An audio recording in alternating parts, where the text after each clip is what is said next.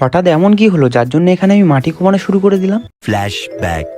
Hey guys, কেমন আছো সবাই? আশা করছি সবাই ভালো আছো। তো যাই হোক, কিছুক্ষণ আগে দুপুরের খাওয়া দাওয়া কমপ্লিট করলাম, আর অনেক দিন ধরেই একটা কাজ করব বলে করা হচ্ছে না, সেই কাজটা করার উদ্দেশ্যেই এখন বেরিয়েছি। ব্যাপারটা তাহলে তোমাদের বলি। প্রায় 2-3 সপ্তাহ আগে বাজার থেকে আমি এই লঙ্কার দানাগুলো এনেছিলাম। আনার পর বেশ কিছুদিন পরে আমি এত ল্যাদ খাচ্ছি যে দানাগুলোর কোনো গতি করা হয়নি। তার জন্য ঠিক করলাম যে দানাগুলোর আজকে একটা কিছু করতেই হবে। তো যেই কথা সেই কাজ, প্রথমেই গিয়ে পুকুর দিয়ে কোদালটা নিয়ে চলে এলাম। ভাই, আজ পর্যন্ত আমি এটা বুঝলাম না যে পুকুরের জলে কোদালকে ডুবে রাখা হয় কেন। তোমরা যদি কেউ জেনে থাকো তাহলে কমেন্টে জানিও। তো যাই হোক, আমাদের নতুন ঘরের ভিতরটা ফাঁকা পড়ে আছে, আর এখানে নতুন মাটিও ফেলা। তার জন্য ঠিক করলাম যে এখানেই লঙ্কার দানাগুলো দেবো। দানাগুলো দেওয়ার আগে কোদাল দিয়ে ভালোভাবে মাটি কুপিয়ে নিতে হবে। তাই আর দেরি না করে হাতে কোদালটা নিয়ে ঝটপট মাটি কুপানোর কাজ শুরু করে দিলাম। বেশ কিছুক্ষণ কাজ করার পর ফাইনালি তোমরা দেখতেই পাচ্ছ এখানে মাটি কুপানো পুরো কমপ্লিট। তো গাইস, সত্যি কথা বলতে এইটুকু জায়গায় মাটি কুপিয়ে আমার পুরো হালুয়া টাইট হয়ে গেছে। সেটা তোমরা আমাকে দেখে নিশ্চয়ই বুঝতে পারছো। তো যাই হোক, অবশেষে কাজটা শেষ হলো। তার সঙ্গে আজকের ভিডিওটা এখানেই শেষ করছি। ভিডিওটা কেমন লাগলো অবশ্যই কমেন্টে জানিও। তাহলে আবারও দেখা হচ্ছে নতুন কোনো ভিডিওর সাথে। ততক্ষণ ভালো থেকো, সুস্থ থেকো, টাটা।